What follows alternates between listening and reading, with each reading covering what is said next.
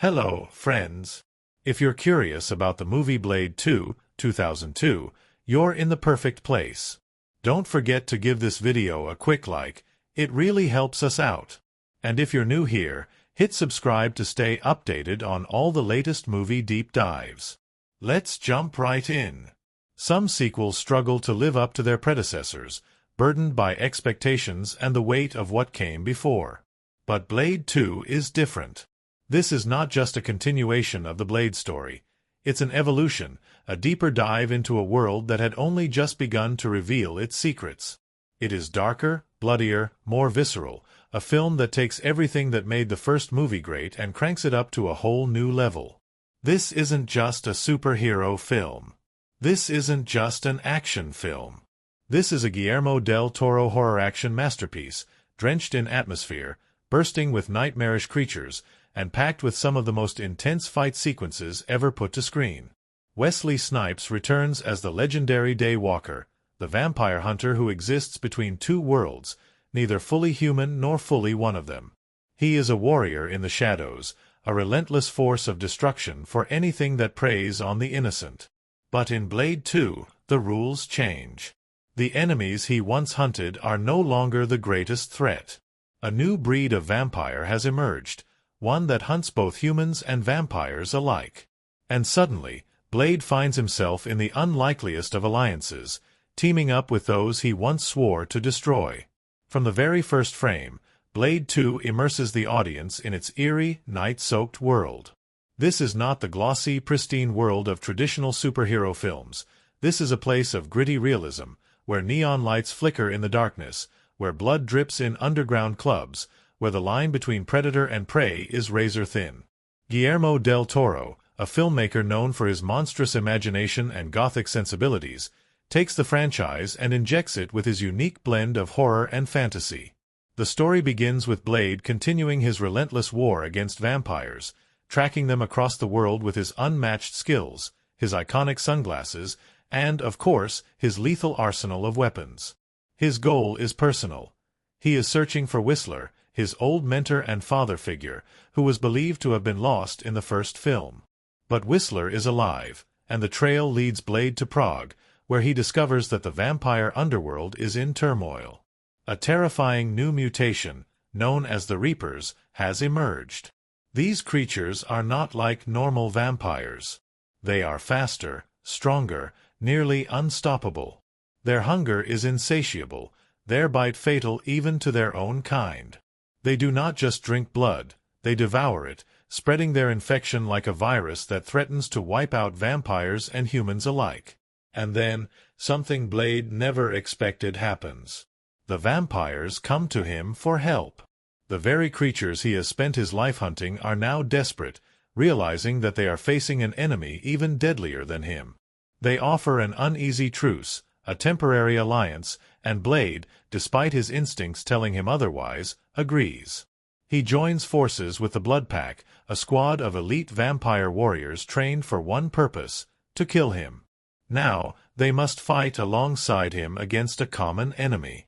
What follows is a relentless, adrenaline-fueled ride through the dark underbelly of the vampire world, filled with betrayals, brutal battles, and terrifying revelations.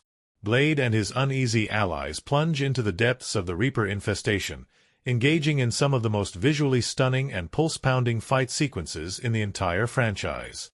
The choreography is fluid, a mix of martial arts, gunplay, and acrobatic brutality, all enhanced by the film's dark, moody cinematography and Guillermo del Toro's signature monster designs. And then, of course, there are the twists. The Reapers are not just some random mutation. There is something bigger at play, something more sinister lurking beneath the surface. Loyalties are tested. Betrayals are revealed.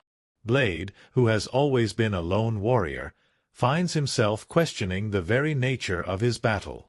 Can he really trust his enemies to fight alongside him? Or is he walking into a trap far greater than any he has faced before? The deeper Blade goes, the more dangerous the mission becomes. Every fight takes its toll, every encounter brings him closer to the truth, a truth that will shake everything he thought he knew. And as the film barrels toward its climactic showdown, the stakes are higher than ever. The war between humans and vampires was already brutal, but this is something far worse. And that is where Blade 2 stands apart from other films in the genre. It is not just about action. It is about survival. It is about who you can trust when the world is against you. It is about the thin line between hero and monster, about what it means to fight when the fight never truly ends. Wesley Snipes owns the role of Blade with an unmatched presence, a character who says little but speaks volumes through sheer force of will. His fighting style is sharper, deadlier, a man who has refined his skills to perfection. He is surrounded by a phenomenal supporting cast, including Ron Perlman as the ruthless Reinhardt, Leonor Varela as the enigmatic Nyssa, and Luke Goss as Jared Nomak, a villain unlike any Blade has faced before. Each character adds depth to the film, ensuring that every confrontation feels personal, every fight earned. And at the center of it all is Guillermo del Toro's masterful direction, which takes the gothic horror elements of Blade and elevates them into something far more unsettling and visually arresting. The Reapers are not just monsters, they are nightmares brought to life, with grotesque, insect-like jaws and an insatiable hunger that turns every encounter into a scene of pure horror. Del Toro's signature style is evident in the intricate production design, the eerie lighting, the use of shadow and movement that makes every creature feel alive. But beyond the horror, beyond the blood and the action, Blade 2 is a story of identity, of purpose, of a warrior caught between two worlds, never truly belonging to either.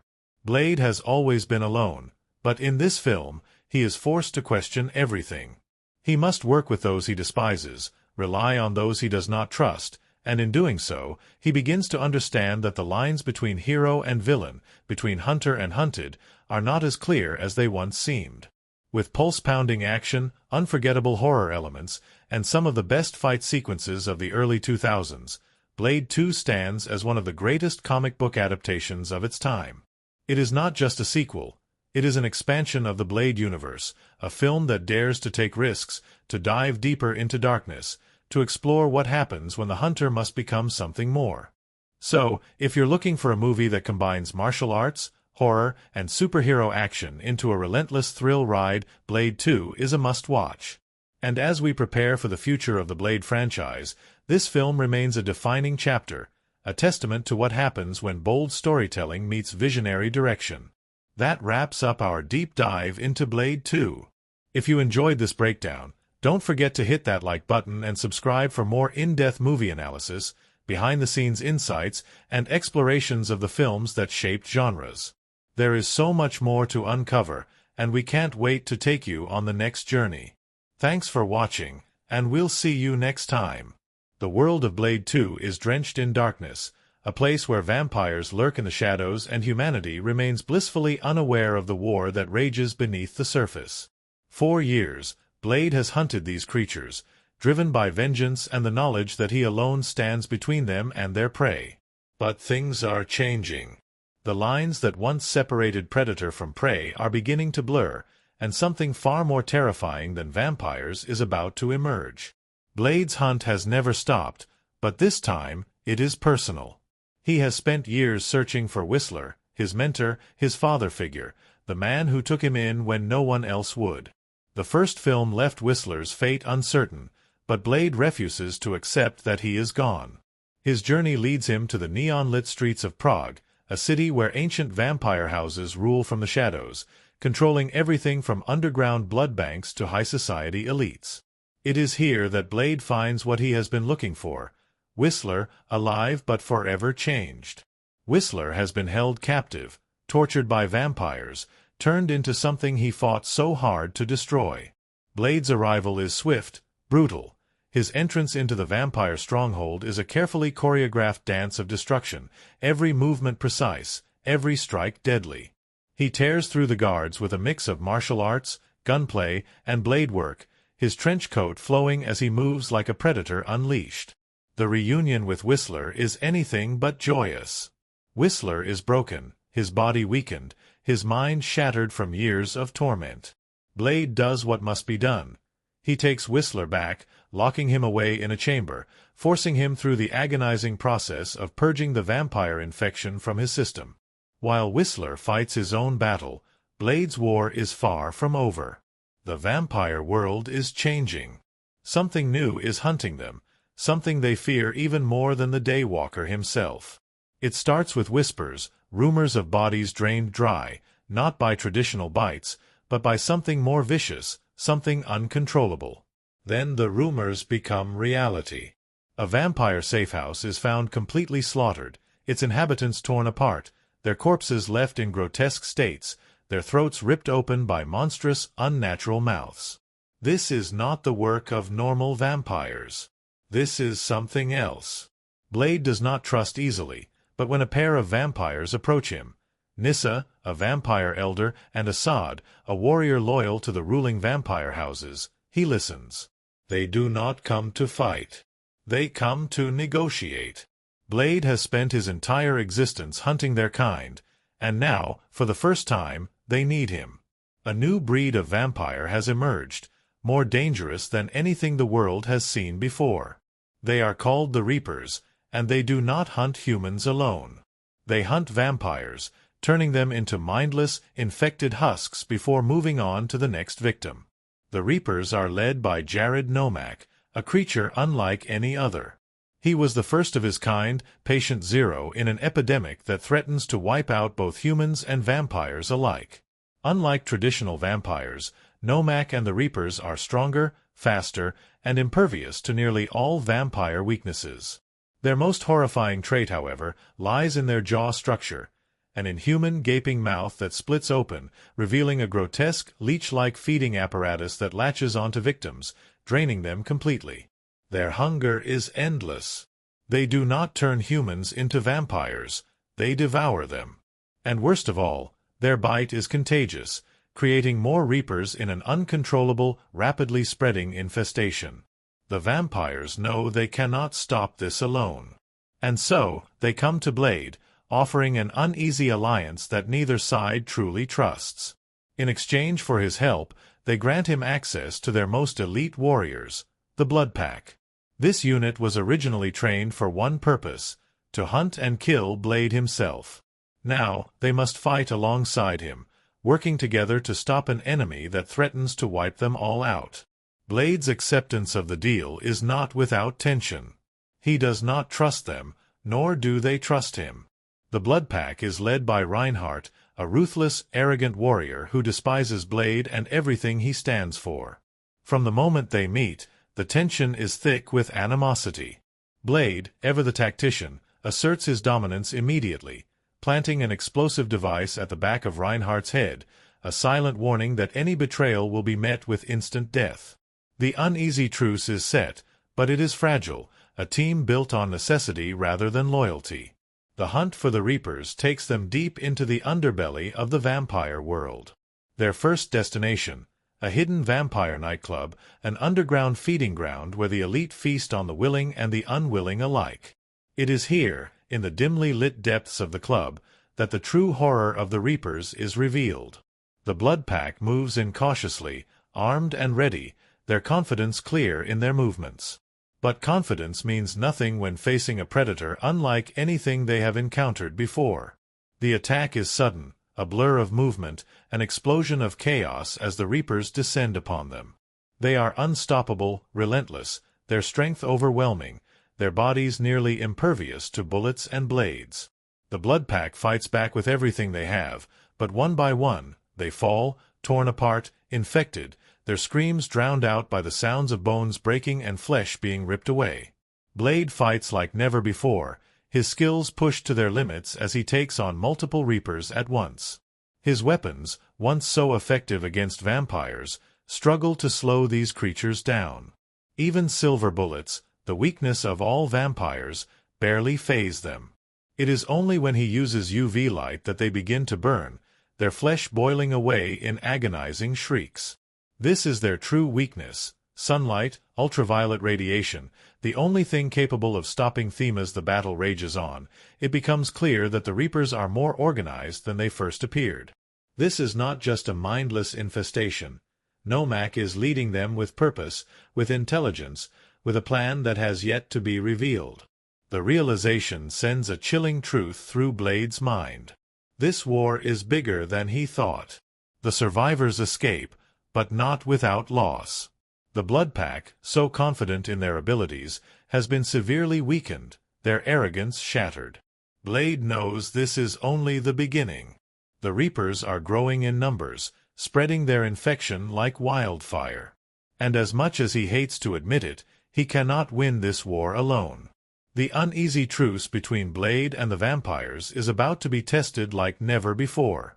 Secrets are being kept, lies are waiting to be uncovered, and in the shadows, Nomak watches, waiting for his next move. The war against the Reapers has only just begun, and already the casualties are stacking up. The underground nightclub was supposed to be a calculated strike, a chance for Blade and the Blood Pack to get the upper hand, but instead, it was a massacre. The Reapers were not mindless monsters. They were fast, coordinated, and relentless.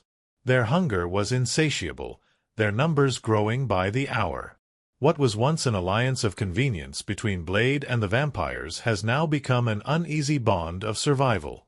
The Blood Pack, reduced in numbers and shaken by the overwhelming power of their enemy, begins to realize that even their arrogance has limits.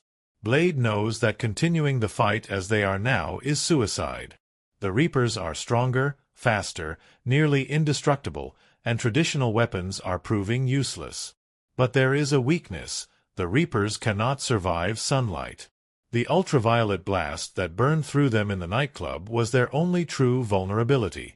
With this knowledge, Blade and Whistler devise a new weapon, a UV bomb, powerful enough to wipe out the Reapers in a single burst of light.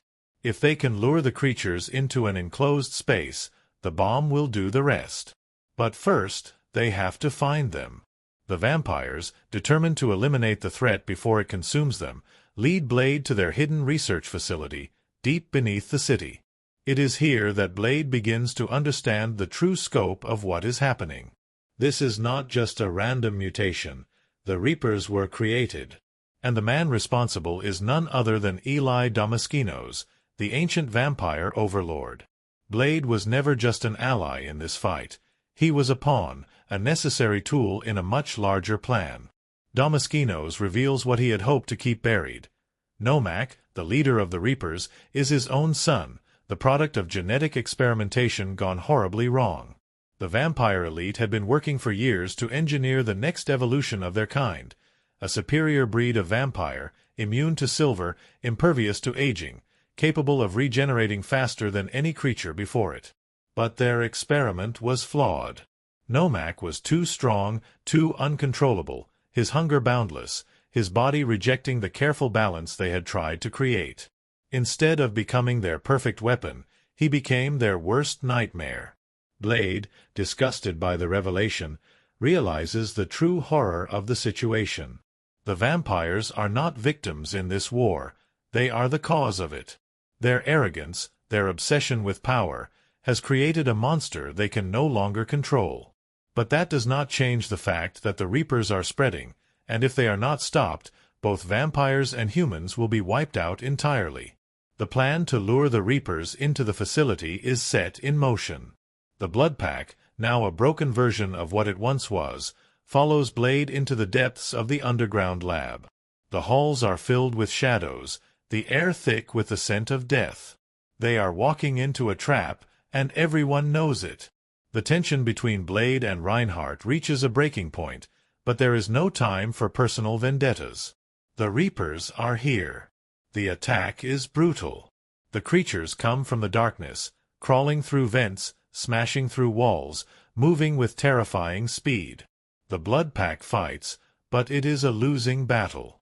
One by one, they are picked off, turned into the very monsters they sought to destroy.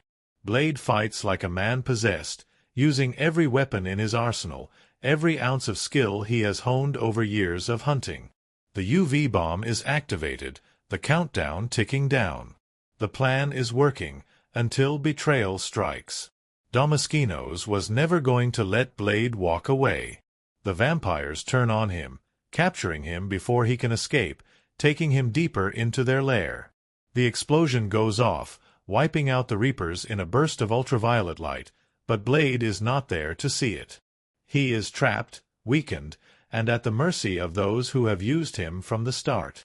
In the heart of the vampire stronghold, Damaskinos reveals his true intention.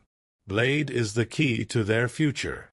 His unique genetic makeup, the very thing that makes him the Daywalker, is what they need to perfect their next phase of evolution. They never plan to fight alongside him, they plan to harvest him. His blood will be drained, his body dissected, his power taken and distributed among the elite. But they underestimated one thing: Whistler. The old man, battered but unbroken, breaks into the facility, unleashing chaos with every bullet and explosion. He frees Blade, but it may already be too late. Blade is dying. His body has been pushed to the limit, his strength fading. There is only one way to recover: pure blood. Whistler helps him to the blood pool, a vat of rich, pure vampire blood that Damaskinos had been using for his own twisted experiments. Blade dives in, submerging himself completely, the blood fueling his body, reigniting his strength. And when he rises, it is as a force of nature. The war is no longer about survival. It is about vengeance.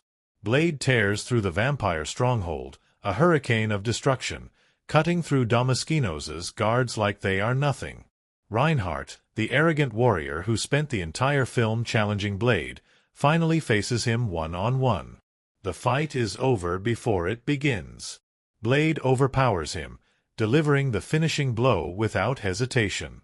The explosive device he had planted on Reinhardt earlier? It was never deactivated. With a smirk, Blade sets it off, and Reinhardt is obliterated. But there is still one battle left. Nomak is waiting. Blade finds him in the deepest part of the fortress, where the last remnants of Damaskinos's twisted experiments lie in ruins. The final confrontation begins, a brutal, visceral duel between two warriors who should never have existed. Nomak is stronger, faster, nearly unstoppable, but Blade has something Nomak never did: control. The fight is relentless, a clash of titans, two apex predators battling for dominance. But Nomak is not just fighting for survival. He is fighting for revenge. He knows what his father did to him, knows that he was never meant to live beyond his usefulness. And in his final moment, Nomak does what no one expects. He ends his own life. With Blade's sword plunged into his chest, he drives the blade in deeper himself, ensuring that there is no chance of survival. He chooses death on his own terms, a final act of defiance against the monster who created him. With Nomak gone, Damaskinos's reign is over. The vampire overlord, in a final act of cowardice, tries to escape, but he does not make it far. Nyssa, his own daughter, betrays him, sealing his fate. The last remnants of his twisted empire crumble, and the war that began with a lie ends with the truth. Vampires, for all their power, are just as fragile as the humans they prey upon. As the dust settles, Blade knows that this victory, like all the others, is temporary. The fight never truly ends. The vampires will regroup, the war will continue, and he will always be caught between two worlds, never truly belonging to either. Nyssa, mortally wounded, makes one final request. She does not want to become one of the monsters she has fought against. She wants to see the sun. Blade carries her to the rooftop, holding her as the first rays of dawn break over the city. She smiles, for the first and last time, as the sunlight turns her body to ash. Blade does not stop to grieve. There is no time for that. There is always another hunt, always another fight waiting in the shadows. Blade moves through the world like a shadow, neither fully human nor fully vampire, existing between two extremes but belonging to neither. He is a warrior, a hunter, a man defined by his purpose. But Blade too forces him to confront something deeper. What happens when the very lines he has drawn between friend and enemy begin to blur? What happens when he is forced to trust those he has sworn to destroy? The film does not just explore his skills as a fighter. It examines his identity, his struggle, and the weight of being alone in a war that never truly ends. Wesley Snipes embodies Blade with a presence that is impossible to ignore.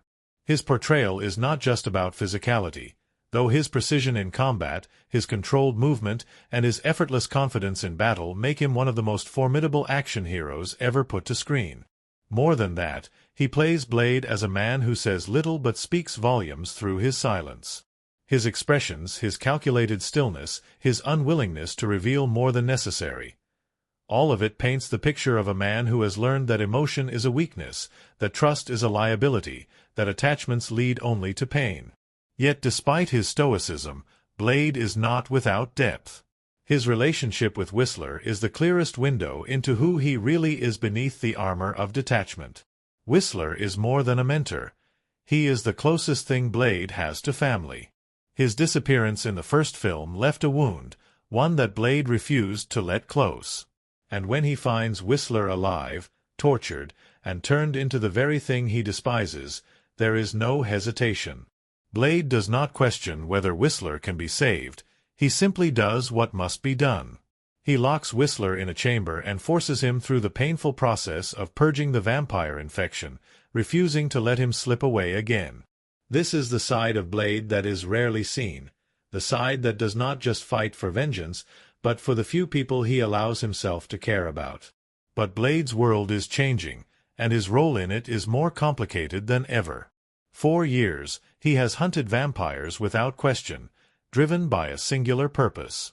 But now, he is being asked to fight alongside them, to put aside his hatred and trust those he knows would kill him in a heartbeat if the circumstances were different. It is an impossible situation, and yet Blade does what he always does. He adapts, he strategizes, he fights because that is all he has ever known. The Blood Pack, the elite team of vampire warriors trained to kill him, forces Blade to navigate a new kind of battlefield. The hostility is immediate. These are not allies, they are killers who resent the very idea of working with him. Reinhardt, their leader, is the embodiment of this tension.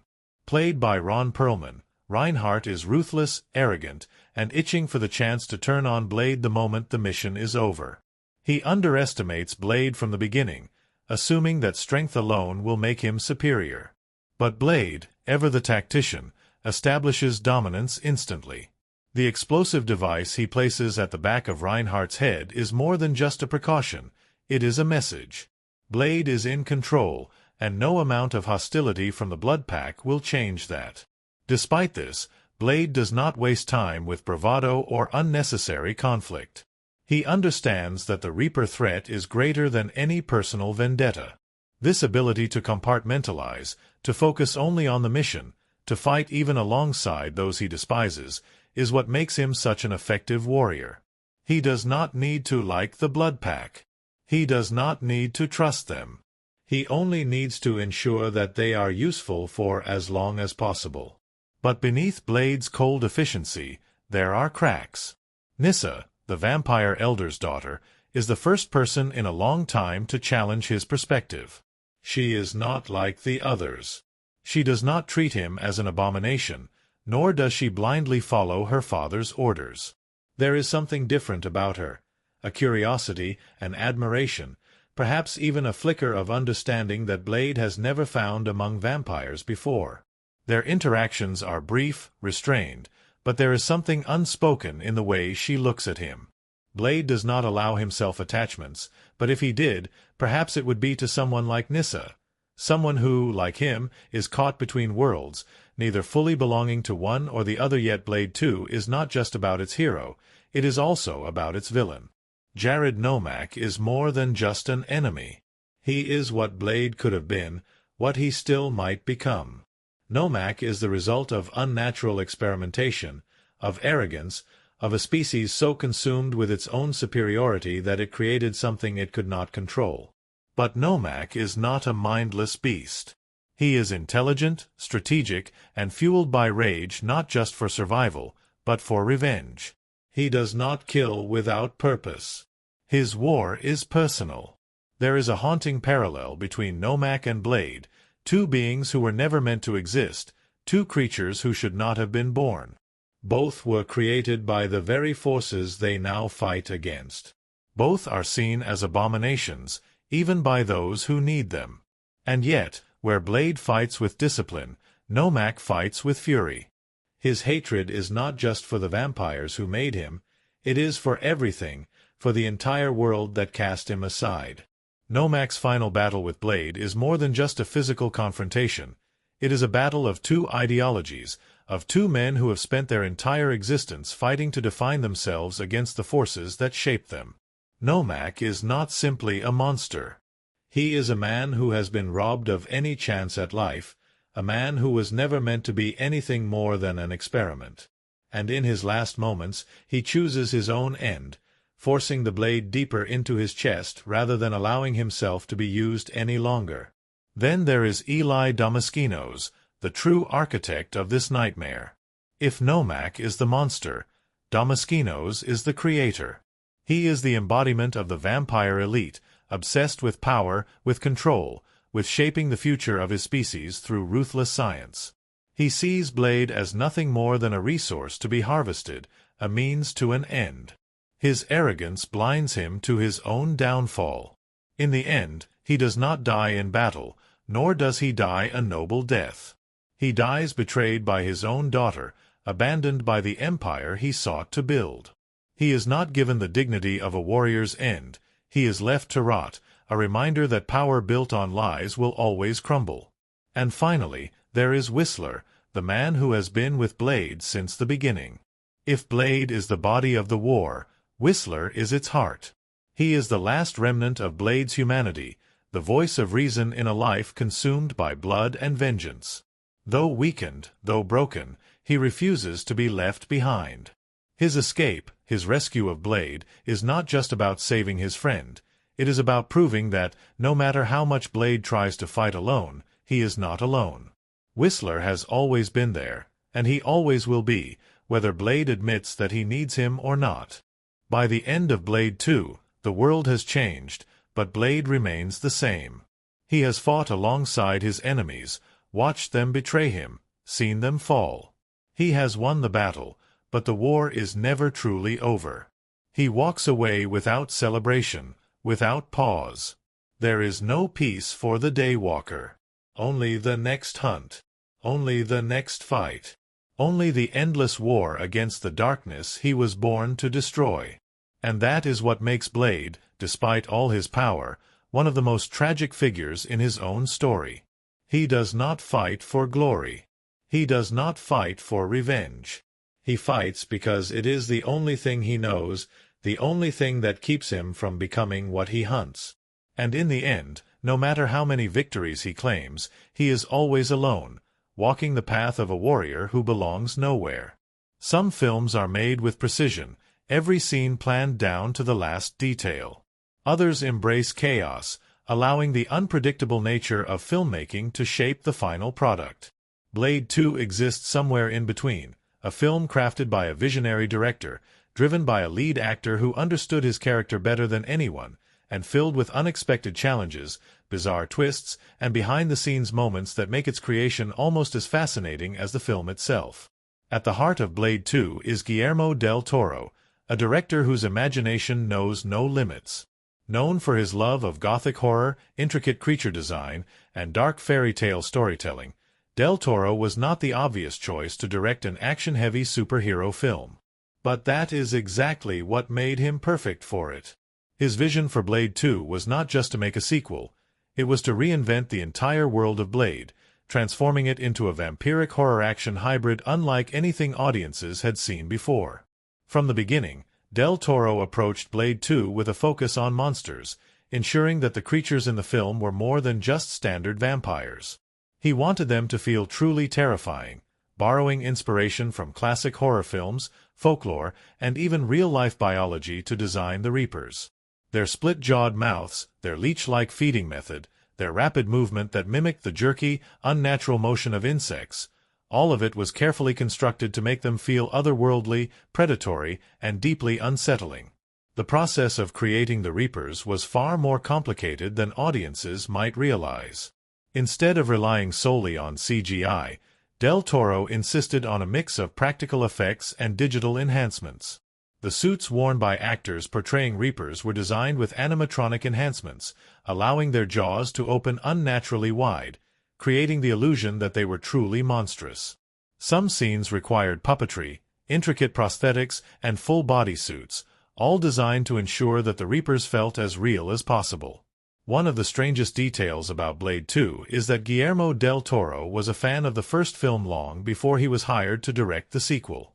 In fact, he had wanted to cast Perlman as Reinhardt in the first film, believing that his imposing presence and natural charisma would have made him an ideal adversary for Blade.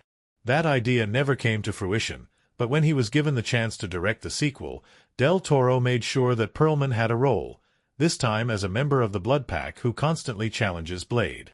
The Blood Pack themselves were another unusual element of the film's production.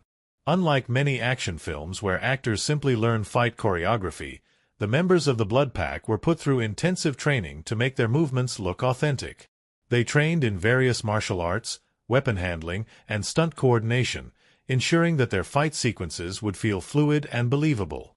Donnie Yen, one of the most respected martial artists in the industry, was not only cast as Snowman, but also served as a fight choreographer, helping to design some of the film's most memorable combat sequences. Speaking of Donnie Yen, his presence in the film led to one of the strangest and most unfortunate edits in the final cut. His character barely speaks, and many of his best fight moments were cut from the theatrical release. It was an odd decision, considering his incredible talent and reputation in the martial arts world. Fans who were familiar with Yen's work were surprised to see him used in such a minimal role, though the uncut versions of the film reveal some of his original fight choreography in greater detail. Wesley Snipes, of course, was completely immersed in his role. Having already established himself as Blade in the first film, Snipes was not just playing a character, he was Blade. On set, he was known for staying in character, rarely breaking from Blade's stoic demeanor and intense energy. The way he carried himself, the way he moved, even the way he interacted with the cast and crew. It was as if Blade himself had stepped onto the set and refused to leave. Snipes was also deeply involved in the fight choreography, insisting on performing many of his own stunts and hand-to-hand combat sequences. He trained extensively in martial arts, focusing on a mix of Shotokan karate, Brazilian jiu-jitsu, and kung fu, ensuring that every movement he made on screen looked both powerful and effortless. His dedication to realism meant that some fight sequences were performed at full speed, with actors genuinely reacting to Snipes' strikes to maintain the energy of the scenes. One of the strangest behind-the-scenes details about Blade 2 is the hidden references and Easter eggs that Guillermo del Toro snuck into the film. Del Toro is known for filling his movies with references to classic horror, mythology, and even his own personal experiences. One of the most surprising Easter eggs in Blade 2 is a direct nod to his earlier work in horror and fantasy cinema. The way the Reapers move, crawl, and attack is inspired by creatures from Mexican folklore, something del Toro has studied extensively. Their unnatural jaw movements are inspired by the Bram Stoker version of vampires, a deliberate choice to make them feel more like traditional nightmares than modern movie monsters. There were also strange occurrences on set, moments where things went unexpectedly wrong in ways no one could have predicted.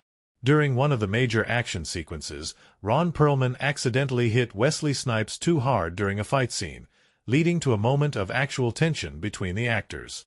Snipes, never one to back down, stayed in character and finished the scene flawlessly, but Perlman later admitted that he was nervous about how Snipes would react afterward. The production itself faced logistical nightmares, particularly in filming on location in Prague. Shooting in ancient cities often comes with complications, and in this case, some of the buildings used for interior shots were so old that the crew had to be extremely careful about damaging the historical architecture. Additionally, the cold weather made filming incredibly difficult, especially for the intense fight sequences that required actors to move quickly and fluidly despite the freezing conditions. Another strange but fascinating detail is that one of the most iconic shots in the film was completely unplanned. The scene where Blade catches his sunglasses mid-air and puts them on seamlessly was actually a lucky accident. It was meant to be a simple action shot, but when Snipes effortlessly caught the glasses and put them on in one motion, del Toro knew they had captured something special. It became one of Blade's most defining moments, a testament to Snipes' natural charisma and martial arts precision. Even the film's music choices carry strange and interesting stories. The soundtrack, blending electronic beats with hip-hop and industrial sounds, was carefully curated to reflect the gritty underground world of vampires. Del Toro worked closely with the music department, ensuring that every track fit the atmosphere perfectly. The collaboration between hip-hop artists and electronic DJs created a unique fusion of sound, one that helped cement Blade 2 as not just a great action film, but also one that carried a distinct identity through its music. Perhaps the strangest fact about Blade 2 is how it influenced modern superhero cinema in ways few people realize. Before the MCU took over Hollywood, Blade 2 was one of the first films to prove that darker, R-rated superhero films could be commercially successful. Its blend of horror, action, and comic book elements paved the way for future films that were willing to take risks, to explore the supernatural, to create heroes who were flawed, brutal, and morally complex. Looking back, the making of Blade 2 was a combination of meticulous planning and unpredictable chaos, a film shaped by a director who loved monsters, an actor who became his character, and a cast and crew that gave everything to bring this dark world to life. It remains one of the most unique and influential comic book films ever made, a movie that was born from horror, infused with martial arts, and transformed into something legendary in the genre. Some action films entertain. Some horror films shock. Some comic book adaptations exist purely as spectacle. Blade 2 manages to do something rare. It blends all of these elements seamlessly while bringing a distinct artistic vision to a genre often defined by predictability. It is not just a sequel, nor just another superhero film. It is a carefully constructed fusion of horror, action, and gothic atmosphere, a film that exists in the shadows, much like its protagonist. Through its intense fight choreography, brutal aesthetic, and themes of identity, loyalty, and betrayal, Blade 2 does more than just continue the story. It elevates it, creating a sequel that surpasses the original in complexity and style. One of the most striking aspects of Blade 2 is its willingness to push boundaries, not just in terms of action but in the way it explores its characters and themes. Where many superhero films of the early 2000s relied on clear-cut moral battles between good and evil, Blade 2 blurs those lines. It presents a world where the enemy of your enemy is still your enemy, where alliances are built out of necessity rather than trust, and where survival depends on understanding the nature of the monsters that surround you, even if you are one yourself. From the very beginning, the film establishes that Blade is not fighting a war that can be won, only one that can be survived. His role in this world is not that of a hero in the traditional sense. He is not trying to save the world. He is not trying to redeem his enemies. He is a predator among predators, a warrior who fights not because he believes in righteousness, but because he knows no other way to exist. This makes Blade 2 fundamentally different from most comic book films, even today. One of the most significant moments in the film is the uneasy alliance between Blade and the vampire elite. In most superhero films, there is a clear distinction between the protagonist and their foes. Blade 2 does not offer such simplicity. Instead, it forces its protagonist into a moral gray area, where he must work alongside the very creatures he has spent his life hunting. The Blood Pack, a team of elite vampire warriors originally trained to kill Blade, are not suddenly reformed. They do not become his friends, nor do they respect him. Their alliance is one of sheer desperation, a fragile arrangement based on mutual survival rather than any true sense of unity. The tension within this alliance is felt in every interaction, every glare, every silent moment of distrust. Reinhardt, the most openly antagonistic member of the Blood Pack, embodies this hostility. From the moment they meet, he makes his contempt for Blade clear. Blade, however, does not waste time with bravado or threats. He asserts dominance in the most efficient way possible, planting an explosive device on Reinhardt's head, ensuring that any attempt at betrayal will be his last. This scene is not just about power. It is about control, about ensuring that Blade remains untouchable even among those who would see him dead. This complex dynamic is what makes the film's events resonate so deeply. Blade is not just fighting monsters. He is surrounded by them, forced to navigate their politics, their arrogance, their hunger for power. At any moment, his so-called allies could turn against him, and in many ways, they already have. Perhaps the most important thematic thread in Blade 2 is the idea of evolution, the transformation of both individuals and entire species in the face of an inevitable future. The film introduces the Reapers, a terrifying new breed of vampire that does not just hunt humans, it hunts vampires as well. The Reapers are not merely a stronger predator, they are a mutation, a warning of what happens when power goes unchecked, when nature refuses to be controlled. The reveal that Jared Nomak, the leader of the Reapers, is the direct result of genetic manipulation by the vampire elite is one of the film's most crucial moments. It is a revelation that redefines the conflict, not as a battle between Blade and the Reapers, but as the consequences of the vampire's own arrogance. Damaskinos, the ancient vampire lord, sought to create the next step in vampire evolution, believing he could craft a perfect species. Instead, he created an uncontrollable force of destruction. Nomak himself is one of the most tragic yet terrifying villains in the Blade universe. Unlike other antagonists, he does not kill out of ambition or greed. He kills because he has no choice. His hunger is a curse, his body an abomination, his entire existence a betrayal by those who created him. But rather than being a mindless beast, he is intelligent, cunning, and driven by vengeance. His final confrontation with Blade is not just a battle of strength. It is a battle between two beings who should not exist, two warriors who were created by forces beyond their control, two sides of the same unnatural evolution. And in the end, Nomak does something that Blade never would. He chooses his own fate. Rather than allowing himself to be controlled, he forces Blade to end him, ensuring that he dies on his own terms, as a final act of defiance against those who sought to use him. But not all of the fights went as planned. During a particularly intense scene, Ron Perlman, Reinhardt, accidentally struck Snipes harder than intended, leading to actual tension on set. Snipes, staying in character as Blade, reportedly gave Perlman a look that could have frozen a room, but the scene continued.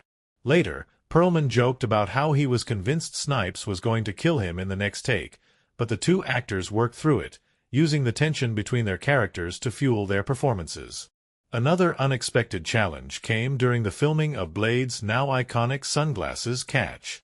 The scene, where Blade tosses his sunglasses in the air and seamlessly catches them, was supposed to be a quick shot. However, it took over 30 takes to get it right. Snipes, despite being a martial artist with incredible reflexes, found the throw and catch frustratingly difficult to time perfectly. At one point, Del Toro considered using CGI to fake the catch, but Snipes insisted on getting it right naturally. When he finally nailed the shot, the crew erupted in applause, knowing they had just captured one of the coolest moments in the film. Del Toro's attention to detail extended even to the smallest visual elements. He often experimented with lighting, using subtle color shifts to indicate different locations and moods. Scenes featuring vampires were often drenched in deep blues and cold lighting, while Blade's presence was marked by warm orange hues and sharp contrasts. These color schemes were deliberately chosen to create a subconscious distinction between Blade and the world he exists in, emphasizing how he is neither fully human nor fully vampire.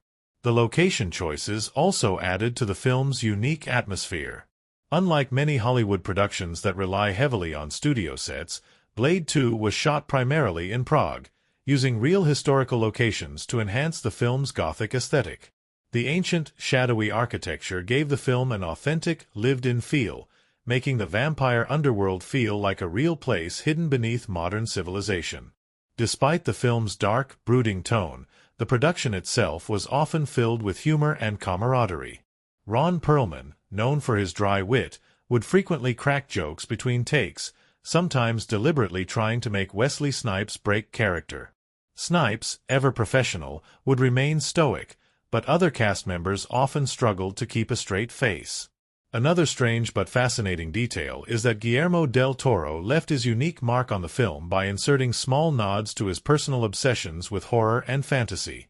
At one point, he even referenced his love for H.P. Lovecraft, incorporating subtle elements of cosmic horror in the design of the Reapers, making them feel like they were born from some ancient, otherworldly nightmare rather than just a simple vampire mutation.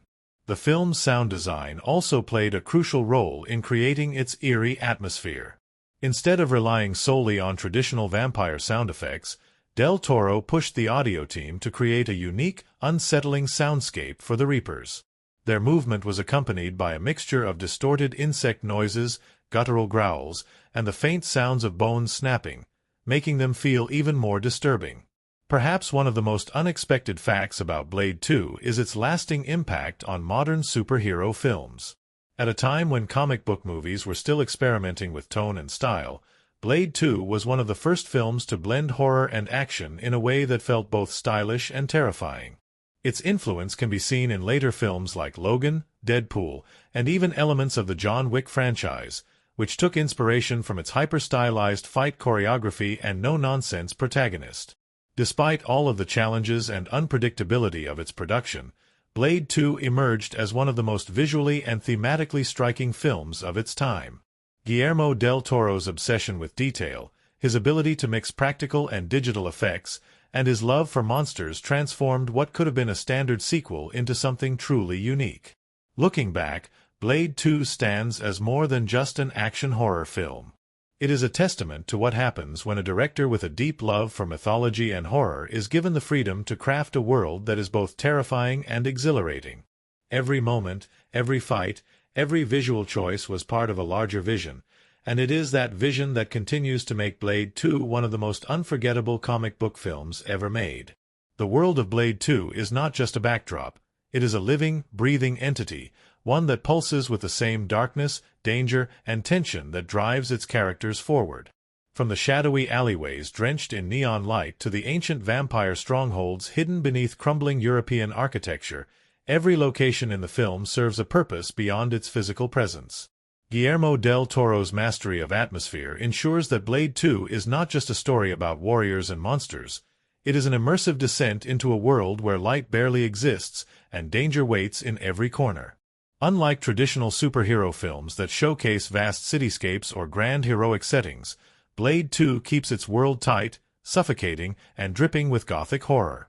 The film was shot almost entirely in Prague, a city whose mix of historical architecture and modern industrial landscapes gave the film an otherworldly quality. This was not New York or Los Angeles, not a polished metropolis teeming with high-rises and glass towers. This was a labyrinthine city, filled with the weight of history, shadows stretching across cobblestone streets, bridges looming over murky waters, and ancient buildings where secrets had been buried for centuries. The setting is crucial to the story. The vampire world in Blade 2 is not the glamorous, aristocratic society often depicted in traditional vampire lore. It is not filled with velvet-draped castles and opulent ballrooms.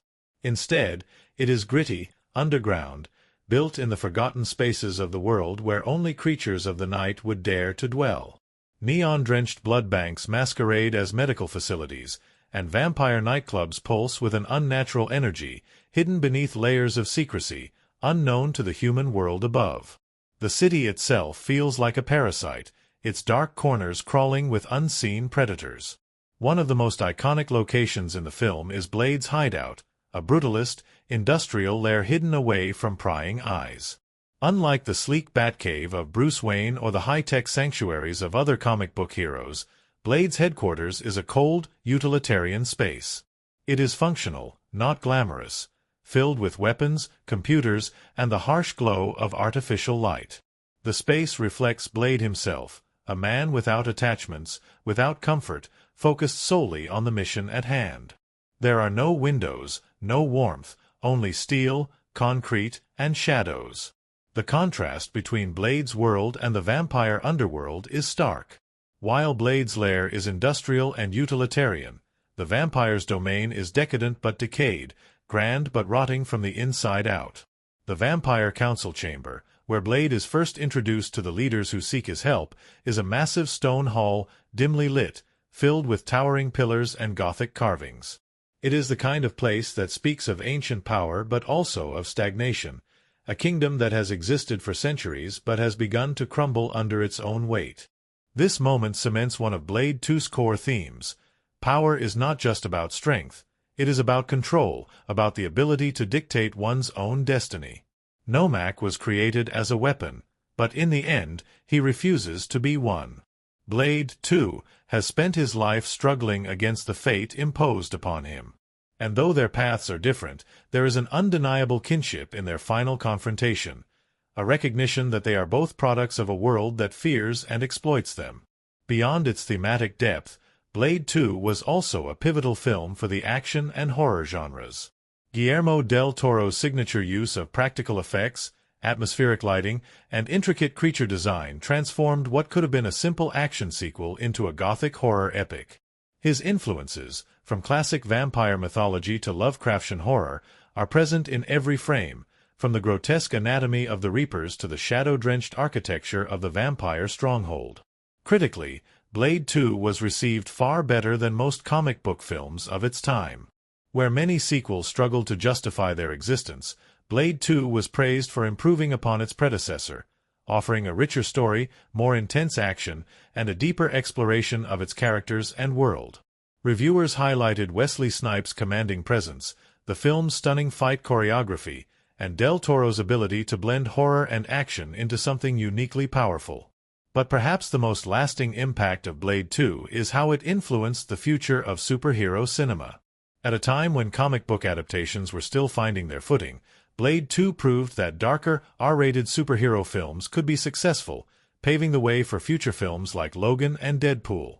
It also demonstrated the power of letting visionary directors take control of comic book properties, something that would later become essential in the success of the MCU and DC's modern adaptations. Despite all of its critical praise, Blade 2 remains underrated in the larger landscape of superhero cinema. It does not receive the same recognition as later comic book films, but its DNA is present in nearly every modern action-horror hybrid. Its approach to fight choreography, its blend of practical effects and CGI, its commitment to creating truly terrifying antagonists, all of these elements set a new standard for genre filmmaking. In the end, Blade 2 is more than just a sequel. It is a film about identity, about the battle between what we are and what we choose to be. It is a story of betrayal, survival, and evolution, wrapped in some of the most visually striking horror action sequences of its time. It is a testament to what happens when a director with a love for monsters and mythology is given the freedom to build a world entirely his own. And most of all, it is a reminder that sometimes the real horror is not in the creatures we fight, but in what we might become if we lose ourselves in the war. Some films are made with precision, calculated and executed according to a meticulous plan. Others, like Blade 2, are born out of an intense blend of creative vision, unpredictable challenges, and a dedication to pushing the boundaries of genre filmmaking. Every aspect of Blade 2, from its stylized fight choreography to its grotesque creature design, was carefully crafted to elevate the film beyond being just another action sequel. But behind the dark, adrenaline-fueled spectacle was a production process filled with challenges, surprises, and moments of pure cinematic magic. The film's journey began with Guillermo del Toro, a director who had built his reputation on dark, atmospheric horror and fantasy. At the time, del Toro was still carving his place in Hollywood, best known for films like Cronos and Mimic, but it was his love for monsters and gothic horror that caught the attention of the producers. They wanted Blade 2 to be more than just a continuation of the first film. They wanted it to be a reinvention, a film that dove deeper into the underworld of vampires with a sense of mythology, fear, and brutality that hadn't been fully explored before. Del Toro was not just interested in making an action movie. He wanted to create a film that felt more like a horror nightmare, something that brought vampires back to their monstrous, terrifying roots. He envisioned a world that was dark, damp, and ancient, where even the vampires were afraid of what lurked in the shadows. This approach shaped every decision, from the set designs to the cinematography, from the movement of the Reapers to the overall atmosphere of the film. One of the most surprising behind-the-scenes stories is just how deeply Del Toro was involved in every single detail of production. Unlike many directors who focus on the bigger picture, Del Toro personally oversaw the design of the creatures, hand-drawing sketches and diagrams for the Reapers, ensuring that they felt truly alien and terrifying.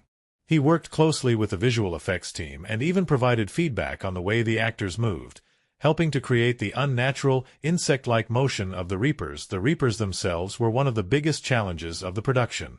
Del Toro wanted them to be different from anything audiences had seen before, and that meant designing them in a way that was disturbing, unsettling, and biologically plausible. Their most terrifying feature, the grotesque, split-jawed mouths that opened wide to reveal a leech-like feeding tube, was inspired by real-world parasitic creatures, specifically lampreys and other blood-feeding organisms. The goal was to make them feel both supernatural and disturbingly natural at the same time, a fusion of nightmare and reality. To bring these creatures to life, the production relied on a combination of practical effects, animatronics, and CGI enhancements. Unlike many modern films that rely heavily on digital effects, Blade 2 was built around real physical costumes, prosthetics, and puppetry, giving the actors something tangible to interact with. The jaw-opening effect of the Reapers was achieved using a mix of animatronics and digital animation, allowing for close-up shots that made their terrifying feeding process look disturbingly real. One of the most impressive aspects of the production was the fight choreography, which had to balance martial arts, gunplay, and the supernatural abilities of both Blade and the creatures he faced. Donnie Yen, one of the world's most celebrated martial artists, was brought onto the film not only as an actor, playing the silent but deadly Blood Pack member Snowman, but also as a fight choreographer. His expertise in Hong Kong-style action cinema was instrumental in making the fight scenes feel fluid, intense, and brutally precise. Wesley Snipes, already trained in various forms of martial arts, was deeply involved in the choreography of his fight scenes. Many of the action sequences were filmed at full speed, with minimal reliance on slow motion, to capture the raw intensity of the battles. Snipes performed many of his own stunts, ensuring that Blade's movements felt as smooth and powerful as possible. Then there is the Underground Vampire Club, a twisted, pulsating hive of decadence and danger. Unlike the Blood Rave from the first film, which was an open declaration of vampires indulging in their excesses, this club feels more secretive, more desperate, as if the vampires within are clinging to their old ways while a new threat lurks just beyond their walls. The lighting is sickly, filled with a haze of smoke, red and green hues casting an eerie glow over the dancing bodies. There is no joy here, only hunger, only the illusion of control. And then, when the Reapers arrive, this illusion shatters, revealing just how vulnerable the vampires truly are. The most terrifying location in the film is the underground research facility, a sterile, clinical nightmare hidden beneath the city. It is in this cold, fluorescent-lit space that the truth about the Reapers is revealed. Unlike the dark, gothic vampire chambers, this place is scientific, inhuman, built for experimentation rather than existence. It is here that Blade realizes the true nature of his enemies, not just the Reapers, but the vampires themselves. They have been playing God, creating horrors they cannot control, turning their own species into lab rats in their endless pursuit of power. The cold, metallic walls and blinding artificial lights of the lab strip away the mystique of the vampires, exposing them as nothing more than predators who now fear becoming prey. The cinematography of Blade 2 plays a vital role in shaping its atmosphere. Del Toro and cinematographer Gabriel Beristain crafted a visual language that makes the film feel more like a gothic horror tale than a typical action movie. Shadows dominate every frame. Light is used sparingly, often harsh and unforgiving, cutting through the darkness like a weapon. The way scenes are lit tells its own story. Blade is frequently cast in sharp, angular light, emphasizing his controlled and methodical nature, while the vampires exist in softer, more ethereal glows, highlighting their decadence and corruption. The film also makes brilliant use of color grading. Unlike many superhero films that favor clean, bright palettes, Blade 2 is drenched in deep blues, eerie greens, and bursts of harsh red. Blue dominates the film's world, reinforcing the cold, lifeless existence of both vampires and Blade himself. It is only in moments of intense action or bloodshed that red pierces through, a reminder of the violence that fuels both predator and prey. The action sequences are shot with a kinetic, almost chaotic energy, but never to the point of disorientation. Del Toro balances smooth, expertly choreographed martial arts with erratic, brutal movements, making the fights feel both artistic and feral. Unlike traditional action movies that rely on quick cuts to hide stunt work, Blade 2 allows its fights to play out in wide, fluid shots, showcasing the physicality of its performers and the intricacy of its choreography. One of the most visually stunning scenes is Blade's final fight with Nomak, a confrontation that takes place in the heart of the vampire stronghold, beneath the layers of deception and control that Damaskinos has built. The setting, a dark, cavernous chamber where the last remnants of a dying empire crumble, is a perfect metaphor for the end of the vampire hierarchy as Blade dismantles it one final time. The use of backlighting, slow motion, and a desaturated color palette emphasizes the brutality of the fight, making it feel almost operatic in its intensity. Another striking element of the film's visual storytelling is the use of mirrors and reflections. Vampires are traditionally depicted as creatures without reflections, but in Blade 2, mirrors are used as a way to reinforce themes of identity and deception. Blade's reflection is seen multiple times, often distorted or fragmented, mirroring his struggle as a man caught between two worlds. Conversely, Nomak's reflection is almost always absent or obscured, reinforcing his existence as something unnatural, something that does not belong in either the human or vampire worlds. Sound design also plays an essential role in shaping the film's atmosphere. The Reapers do not move silently like traditional vampires. They click, hiss, and growl, their presence always accompanied by the unsettling sound of bones shifting and flesh stretching. Their feeding is amplified with grotesque, wet sounds, making their attacks feel even more visceral and disturbing. The score, composed by Marco Beltrami, blends electronic beats with gothic orchestration, creating a soundtrack that pulses with tension and dread. Unlike traditional superhero scores, which often rely on heroic themes, Blade 2 keeps its music low, brooding, and atmospheric, allowing the action and horror elements to take center stage. In the end, Blade 2 is not just visually striking, it is a masterclass in cinematic world building. Every location, every shot, every lighting choice serves a purpose, reinforcing the film's themes of survival, betrayal, and the constant war between predator and prey. It is a world that feels lived in, one that exists beyond the film itself. And long after the final battle is fought, the darkness remains, waiting for the next hunter, the next monster, the next chapter in a war that will never end. Some films are meticulously crafted in controlled environments, every moment on set carefully choreographed to ensure smooth production.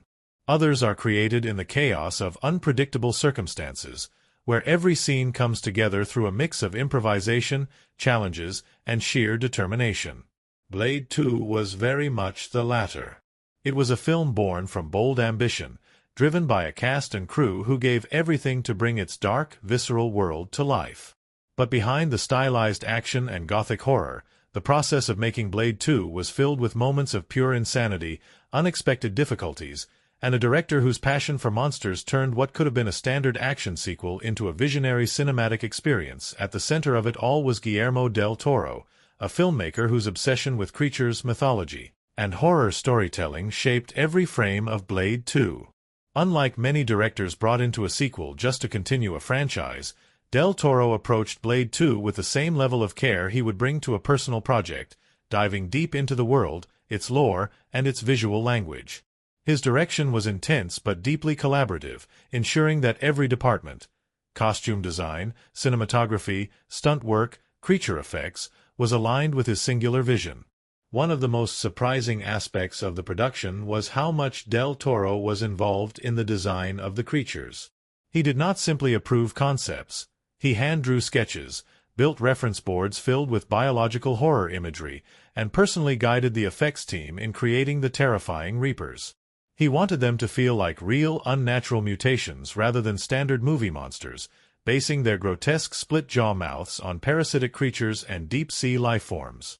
But his involvement did not stop at visuals. Del Toro was also deeply engaged with the cast, working closely with them to shape their performances, often giving them detailed backstories and character motivations that never made it into the final cut but helped enhance their portrayals. Wesley Snipes, already fully immersed in the role of Blade, required little direction. This intensity sometimes led to unexpected tension, especially between Snipes and Ron Perlman, who played Reinhardt. Perlman, known for his dry humor and no-nonsense attitude, would often try to get under Snipes' skin just to see if he could break his serious demeanor. One day on set, Perlman jokingly asked Snipes, "Can I touch your hair?" Snipes, ever the embodiment of Blade, responded with an ice-cold stare that made everyone on set stop breathing for a moment before simply walking away without a word. Perlman later admitted that in that moment, he wasn't sure if Snipes was acting or genuinely furious. Beyond the serious moments, there were also plenty of hilarious, unexpected challenges that came with filming Blade 2. One of the biggest was the sunglasses catch, a seemingly simple moment where Blade dramatically tosses his sunglasses into the air and catches them with effortless precision. What should have been a quick shot ended up taking more than 30 takes, with the glasses either falling off his face, bouncing off his hands, or landing awkwardly on the ground. Snipes, committed to the bit, insisted on getting it right naturally rather than using any camera tricks or CGI. When he finally nailed the catch perfectly, the entire crew erupted into cheers, knowing they had just captured an instantly iconic moment. The action sequences were another massive challenge, requiring weeks of training and choreography. Del Toro wanted Blade 2 to feel more like a martial arts film than a typical Hollywood action movie, so he brought in Donnie Yen, one of the world's greatest martial artists, to not only act but also help design the fight sequences. Yen's involvement led to some of the most intricately choreographed fights in the film, but it also created a unique problem. He was so fast that cameras struggled to capture his movements properly. In some scenes, his punches and kicks were a blur, forcing the cinematographers to adjust their shooting speed just to keep up with him. Even Snipes, a trained martial artist himself, was impressed by Yen's lightning-fast strikes, jokingly saying that Yen wasn't even human. The fight choreography was incredibly demanding, requiring the actors to train for hours every day. Unlike modern films that rely heavily on CGI stunt doubles, Blade 2 was built around practical, full-contact fight scenes. The actors performed most of their own stunts, with minimal wire work and an emphasis on real physicality. The result was some of the most fluid, high-impact combat sequences of any comic book movie, something that influenced later films like John Wick. But it wasn't just the fight choreography that made production difficult, it was the sheer physical toll on the actors. The costumes were another unexpected challenge, particularly for the members of the Blood Pack, whose tight leather suits were unbearably hot under the studio lights. Ron Perlman, whose suit was especially thick, would constantly overheat, forcing the crew to use industrial fans between takes just to keep him from passing out. One of the biggest technical challenges came with the Reaper transformation effects. While CGI was used in some sequences, Del Toro was determined to use as much practical makeup and animatronics as possible. The Reaper's jaw-splitting effect was achieved with a mix of practical puppet heads and digital enhancements, requiring the actors to coordinate their movements perfectly with pre-programmed effects. Luke Goss, who played Nomak, had one of the most intense makeup processes, requiring hours of prosthetics and special effects application every single day. His pale, vein-covered skin, sunken eyes, and monstrous jaw structure made him almost unrecognizable, but Goss fully embraced the transformation, working with Del Toro to make Nomak's movements feel unnatural and eerie. Del Toro's attention to detail extended beyond visuals. He also personally oversaw how the vampires and Reapers moved. He wanted their motion to be unsettling, studying the movements of insects, bats, and even real-world predators to inspire the way they attacked, fed, and reacted to pain. The final battle between Blade and Nomak was one of the hardest scenes to film, requiring weeks of fight training and wire work. Unlike the rest of the movie's action, which was rooted in realism, this fight had to feel almost mythic. Two warriors, both created by forces beyond their control, battling in a space that felt ancient and doomed. When it came time to shoot the final scene where Nomak dies, Del Toro wanted something poetic rather than just violent. He worked closely with Goss to make Nomak's final moments tragic rather than just brutal, showing him accepting his fate, forcing Blade to deliver the final blow. Goss later said it was one of the most emotionally challenging scenes of his career, as he wanted Nomak to feel like more than just a villain. He wanted audiences to feel his pain. Looking back, the production of Blade 2 was a perfect blend of chaos, creativity, and meticulous craftsmanship. The film was built on the passion of its director, the dedication of its cast, and the willingness of everyone involved to push the boundaries of what a comic book movie could be. Del Toro's unique visual style, his obsession with creatures, and his ability to blend horror with action turned Blade 2 into more than just a sequel. It became a genre-defining film, a movie that helped shape the future of action horror cinema. Even today, it remains a testament to what happens when a film is made not just with skill, but with an unrelenting love for storytelling, for mythology, and for the monsters that lurk in the darkness. The world of Blade 2 is steeped in darkness, not just in its literal visual design but in its themes of survival, identity, and the ever-present battle between predator and prey. At first glance, the film may seem like a straightforward action-horror hybrid, but beneath its high-energy fight sequences and gothic set-pieces lies a deeper exploration of what it means to exist between two worlds. Blade is not just fighting enemies. He is fighting the very nature of what he is, constantly walking a fine line between the monster and the man. Every moment in Blade 2 reinforces this struggle, weaving themes of duality, control, evolution, and betrayal into a relentless, violent ballet of blood and vengeance. One of the most striking and consistent themes throughout the film is the struggle with identity. Blade is the Daywalker, a being who exists between two species but belongs to neither. He has all the strengths of a vampire but none of their weaknesses, yet this supposed advantage comes at the cost of isolation. Blade does not fit into the human world because of his nature, nor is he welcome in the vampire world because of his mission. He is both and neither, a warrior who fights against his own kind while still relying on their blood to survive. This theme is amplified in Blade 2 when he is forced to ally himself with vampires, the very creatures he has sworn to destroy. The uneasy truce between Blade and the Blood Pack is not just a temporary strategy. It is a confrontation with his own self-loathing and internal conflict. He fights alongside them, but he does not trust them.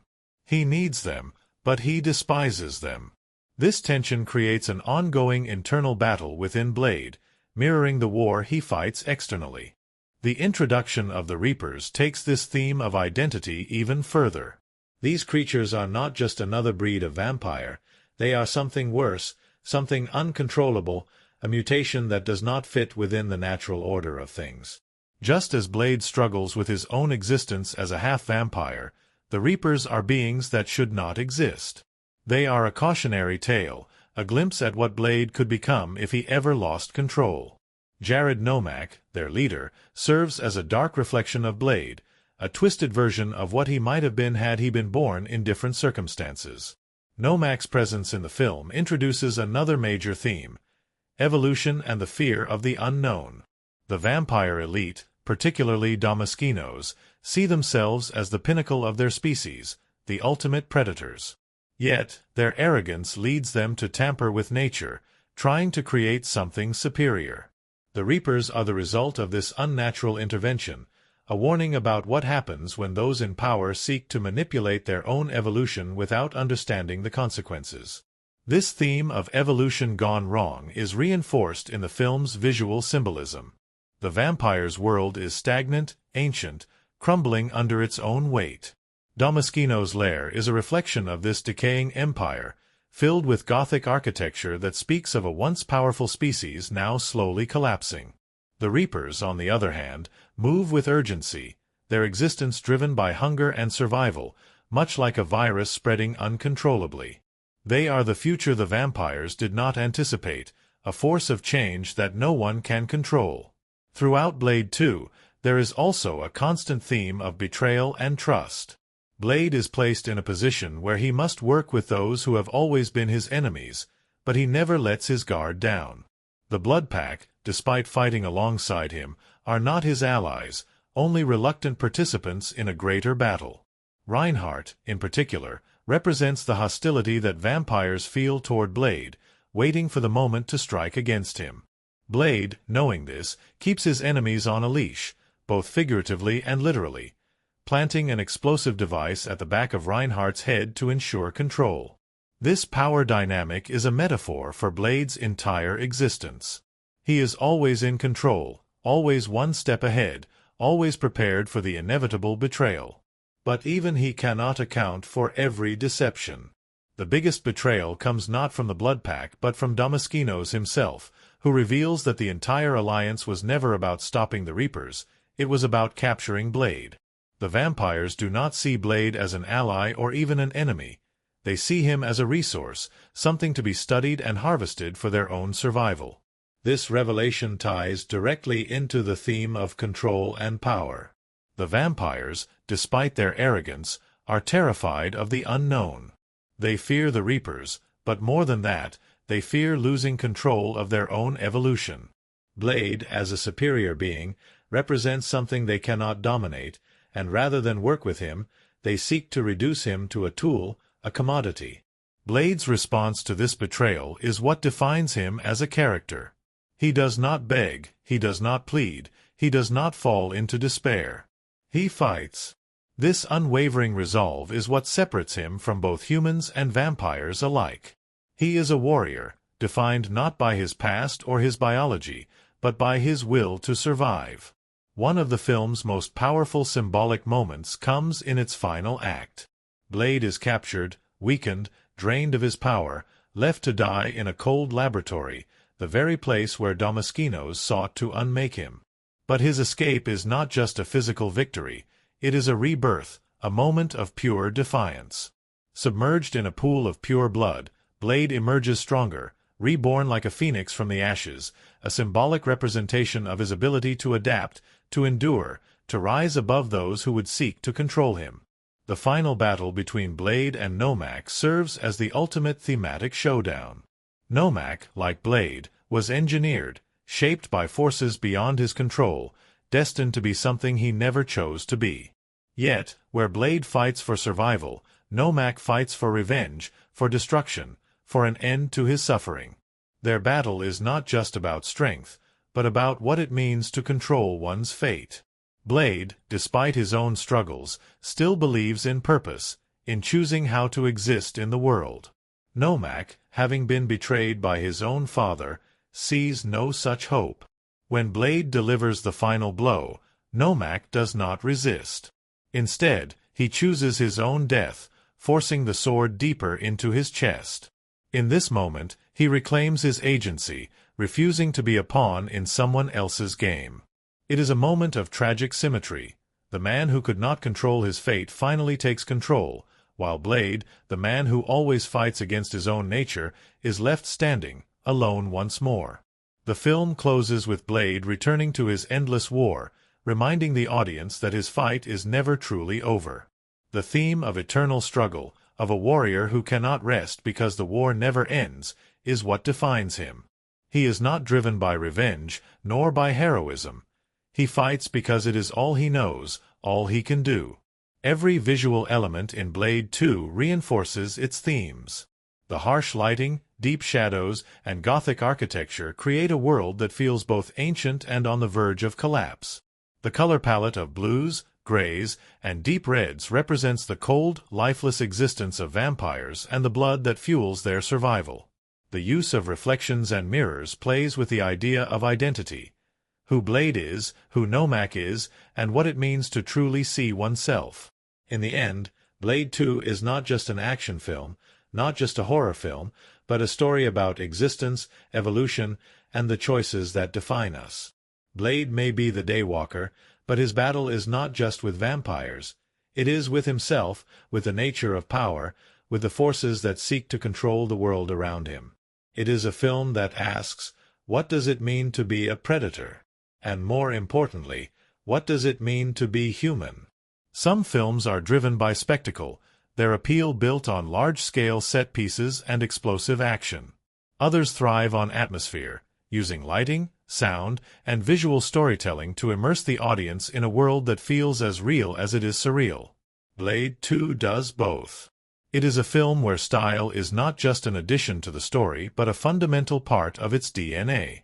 Every frame, every camera movement, every lighting choice serves a purpose, reinforcing the themes of isolation, survival, and evolution that drive Blade's relentless war against the creatures of the night. At the heart of this visual and technical mastery is Guillermo del Toro, a filmmaker known for his ability to blend Gothic horror with kinetic action. From the very beginning, Del Toro wanted Blade 2 to be more than just a standard sequel. He wanted it to feel like a descent into a nightmare, a world where even the monsters feared what lurked in the shadows. To achieve this, he employed a combination of practical effects, innovative camera work, stylized fight choreography, and meticulous sound design to create an experience that felt raw, immersive, and unrelenting. One of the most striking filmmaking techniques in Blade 2 is its use of color and lighting. Unlike traditional superhero films, which often feature bright, clear visuals to emphasize their larger-than-life heroes, Blade 2 is bathed in darkness, illuminated only by cold neon lights, flickering flames, and the occasional bursts of ultraviolet energy that serve as the film's most effective weapon against the Reapers. Del Toro and cinematographer Gabriel Beristain crafted a visual language that reinforced the divide between Blade and the world he inhabits. In scenes featuring Blade, the lighting is often sharp and direct, creating high-contrast shadows that make him appear both imposing and untouchable. The vampires, on the other hand, exist in a world of soft, diffused lighting, their surroundings shrouded in a mist-like haze that suggests both their age and their decay. When the Reapers arrive, the lighting shifts once more, becoming erratic, filled with sickly greens and deep blues, making every encounter feel surreal and unsettling. But it is not just the lighting that makes Blade 2 visually unique, it is also the camera work and editing. Del Toro is not a director who relies on static shots. His camera is always moving, gliding through scenes with a sense of predatory anticipation. In fight sequences, the camera does not just observe, it dives into the action, sweeping around characters, following their movements as if the audience itself is caught in the chaos. This technique creates a sense of urgency, making the action feel more fluid, more visceral, more real. One of the most innovative visual techniques in Blade 2 is the use of shadow fighting, a method where the camera briefly transitions into a near silhouette effect, highlighting only the outlines of characters as they clash in battle. This effect is used sparingly, but when it appears, it gives fights an almost mythical quality, turning Blade into a spectral warrior moving too fast for the eye to fully register. The fight choreography itself was one of the most challenging aspects of production. Unlike many Hollywood films that rely on quick cuts and shaky camera movements to create the illusion of speed, Blade 2 was choreographed with precision and clarity. To ensure that the combat felt fluid and impactful, Del Toro brought in Donnie Yen, one of the most respected martial artists in the world, not only as an actor but also as a fight choreographer. Yen's influence can be felt in the way the fight scenes are structured. Each movement is clean, deliberate, a mix of traditional martial arts and brutal street fighting techniques designed to reflect Blade's cold, efficient combat style. But the fight choreography did not just focus on Blade. The Reapers, with their unnatural speed and insect-like agility, needed to move differently than traditional vampires. Del Toro instructed the stunt team to study the way insects and predatory animals moved, incorporating erratic, unpredictable motions into the Reapers' attack patterns. This made them feel alien, unsettling, creatures that did not just fight but hunted, stalked, and overwhelmed their prey with sheer ferocity. Beyond the fights, sound design played a crucial role in creating the film's tense, immersive atmosphere. Unlike traditional horror films, which often rely on loud, jarring sound cues to generate fear, Blade 2 builds tension through subtle, ambient noise. The Reapers do not sound like normal vampires.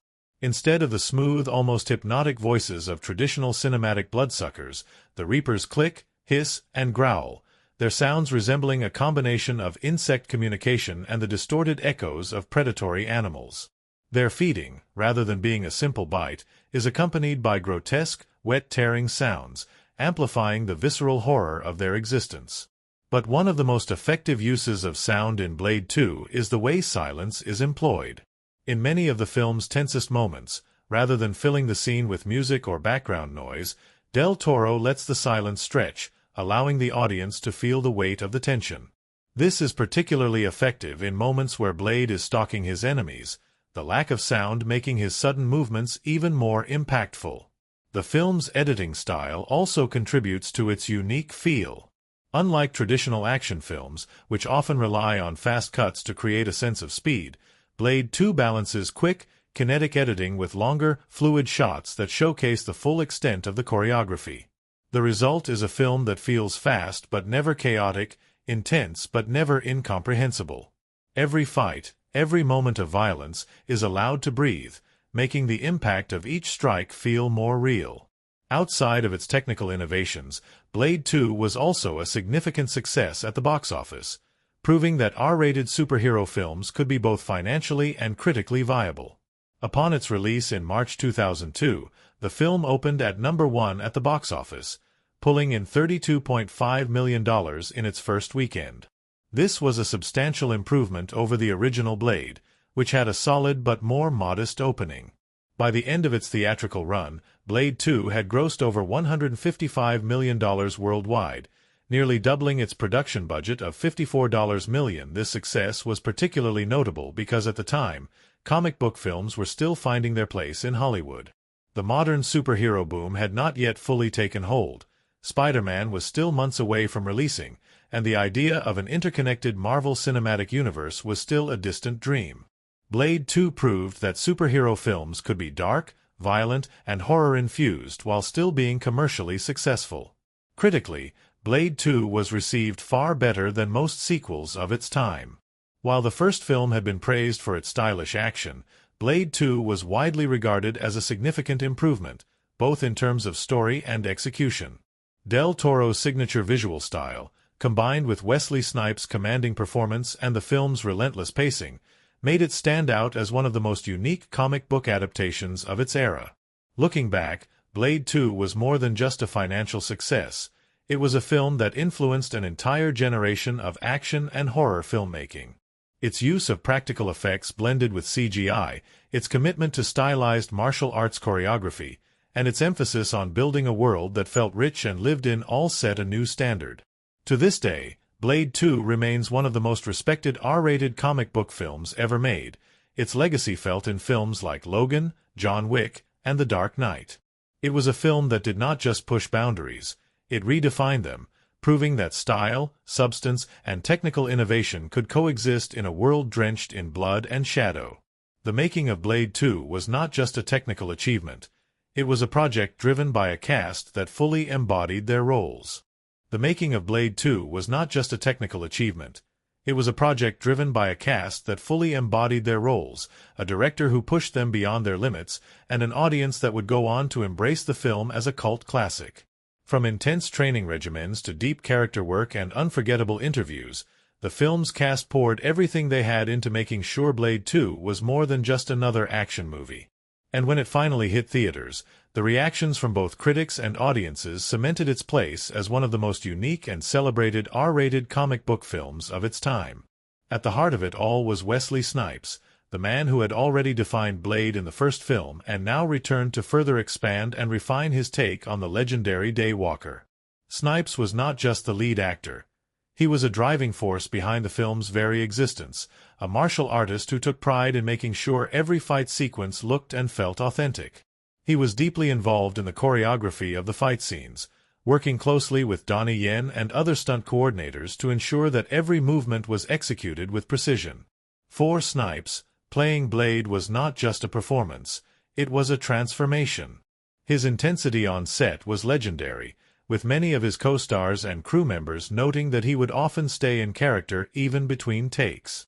While other actors might joke around or relax between shots, Snipes remained as focused and stoic as Blade himself, his presence commanding attention at all times. One of the most fascinating stories from the set came from Ron Perlman, who played Reinhardt, the arrogant and antagonistic vampire mercenary assigned to work alongside Blade.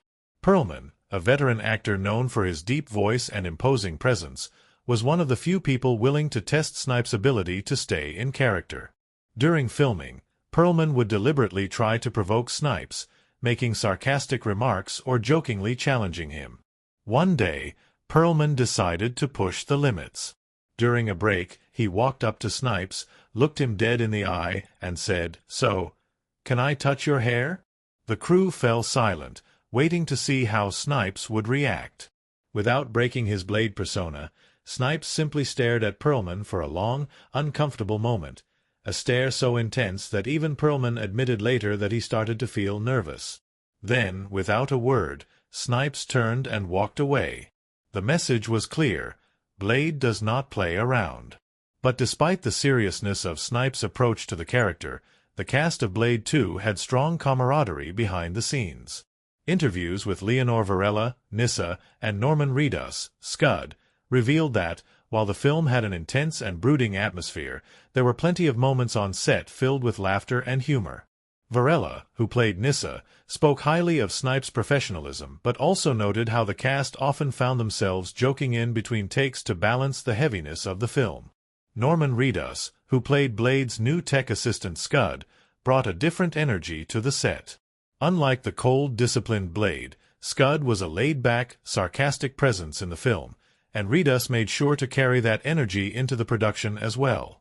In interviews, Reedus admitted that he would often improvise his lines, adding extra moments of personality to his character that were not originally in the script. He recalled that Guillermo del Toro encouraged this, wanting Scud to feel like the one guy in the room who doesn't care how serious everything is. Of course, one of the biggest names attached to the film was Donnie Yen, who played Snowman, the silent yet deadly vampire warrior in the Blood Pack. Yen was not just there as an actor.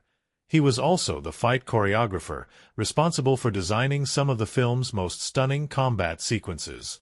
In interviews, he spoke about how he had to adjust his usual Hong Kong-style fight choreography to fit the darker, more brutal tone of Blade 2. One of the strangest details about Donnie Yen's role is that many of his best fight sequences were cut from the final film. Fans of Yen, who knew him as one of the world's most skilled martial artists, were surprised to see how little screen time his character had. In an interview years later, Yen laughed about it, saying, "I guess I was too fast for the cameras." Indeed, some of his fight scenes had to be slowed down in post-production because his movements were too quick to register properly on film. But despite these changes, the action in Blade 2 remains one of its most celebrated elements, and many credit Yen's involvement as a major reason why. His influence can still be seen today in films that followed, particularly in the John Wick series, which borrowed heavily from Blade 2's close-quarters combat style. Beyond the cast, the film's reception was one of the most fascinating aspects of its legacy. When Blade 2 was released in March 2002, it was an instant box office hit, earning $155 million worldwide, nearly 3 times its budget. It became the #1 film in its opening weekend, proving that R-rated superhero films could be both commercially and critically successful. But what made Blade 2 stand out was how it was received differently by critics and audiences. Critics were divided. Some praised Del Toro's unique visual style and intense action sequences, while others found the film too dark and brutal compared to the first Blade. One review from a major newspaper described it as a vampire film on steroids, relentless, aggressive, and unapologetically violent. However, audiences embraced the film in ways few critics expected.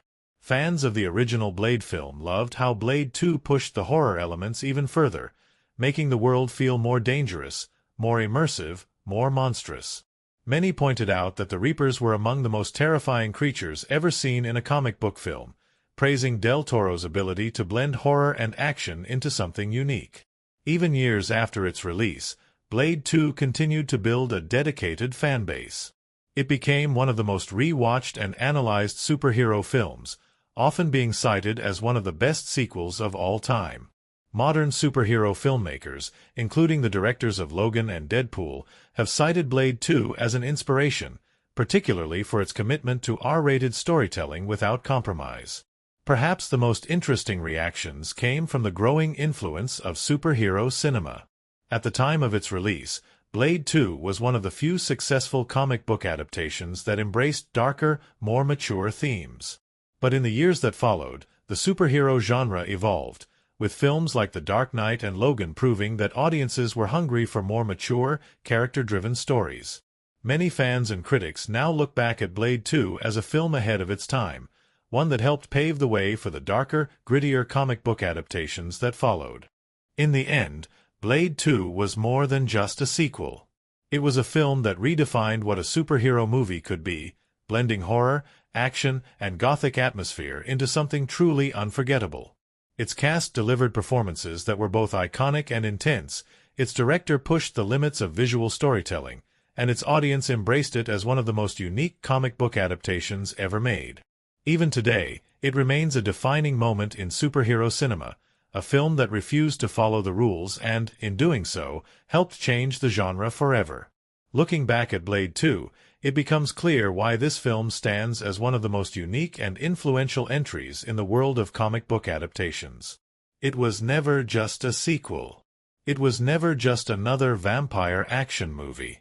It was a film that pushed the boundaries of its genre, blending horror, martial arts, and dark fantasy into a cinematic experience unlike anything audiences had seen before. Guillermo del Toro didn't just direct Blade 2. He reshaped it into a brutal gothic nightmare, where shadows stretched long, creatures lurked in the dark, and a lone warrior waged an endless battle against the monsters that ruled the night. Everything about the film, from its technical achievements to its thematic depth, from its relentless fight sequences to its atmospheric storytelling, contributed to its lasting impact on superhero cinema. It was a film that took risks, embraced darkness, and refused to water down its identity, a rarity in a genre that often prioritizes broad appeal over artistic vision.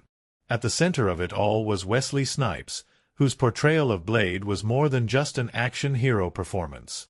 Snipes became Blade, crafting a character who was as ruthless as he was tragic, as disciplined as he was relentless. His mastery of martial arts gave every fight scene an authenticity rarely seen in Western action films, and his presence on screen made it clear: Blade was not just a comic book character. He was a force of nature. Then there was the supporting cast, each of whom played a critical role in building the film's world. Ron Perlman's Reinhardt provided constant tension, a reminder that even among supposed allies, Blade was always surrounded by enemies. Leonor Varela's Nyssa became an unexpected contrast to the bloodthirsty vampires around her, a symbol of how even in a war-torn existence, some still sought honor. Luke Goss as Jared Nomak created one of the most memorable and tragic antagonists in comic book movie history, a creature both terrifying and sympathetic, doomed by the very forces that created him. And of course, Norman Reedus as Scud brought a rough-edged energy to the film, a character who seemed to exist outside the seriousness of Blade's world, until his inevitable betrayal proved that, in Blade 2, trust was always a dangerous gamble. The film's horrific vision of vampires, shaped by Guillermo del Toro's unique style, gave audiences a new kind of monster, one that felt truly unsettling. The Reapers were not elegant, immortal beings like traditional vampires. They were unstable mutations, grotesque and unstoppable, hunting their own kind without mercy. Their very existence spoke to the film's larger themes of evolution, control, and the consequences of unchecked power. Blade 2 was never just about survival. It was about who had the right to exist, who had the power to decide the future, and what happens when arrogance leads to the creation of something that cannot be controlled. Visually, the film stood apart from anything else in the comic book genre. Its color palette of deep blues, sickly greens, and piercing reds created a world that was both cold and visceral. The cinematography, drenched in shadows and neon lighting, built an environment where every space felt like a hunting ground, every alley a potential battleground. The camera moved with the characters, following their combat in a way that made the action feel immediate and raw. The blending of CGI and practical effects, particularly in the design of the Reapers, ensured that every creature felt tangible, every transformation unsettlingly real. And then there was the sound design, which made Blade 2 even more immersive. The Reapers didn't just move, they made disturbing, insect-like sounds, adding to their nightmarish presence. The film's score, a mix of orchestral tension and electronic beats, pulsed beneath every scene, driving the rhythm of the action and reinforcing the film's relentless energy. Unlike other superhero films that leaned into triumphant themes, Blade 2 had a soundtrack that was aggressive, eerie, and unrelenting, matching the chaos and brutality of the world it portrayed. From a filmmaking perspective, Blade 2 was groundbreaking, influencing countless action films that followed. Its approach to fight choreography, its commitment to using practical effects wherever possible, and its unapologetic embrace of its R rating all helped pave the way for darker, more mature comic book adaptations. It proved that superhero films didn't have to be clean, polished, or family-friendly to be successful. It showed that audiences were ready for something different, something more intense, more visceral, more unfiltered. Financially, the film was a massive success, grossing over $155 million worldwide, proving that there was a place for R-rated, horror-infused superhero films in mainstream cinema. It became one of the highest-grossing R-rated comic book movies of its time, a feat that only later films like Deadpool and Logan would surpass. And yet, despite its box office success, its real legacy would be the lasting influence it had on the superhero genre. When modern filmmakers discuss the evolution of comic book cinema, Blade 2 is often referenced as one of the key turning points.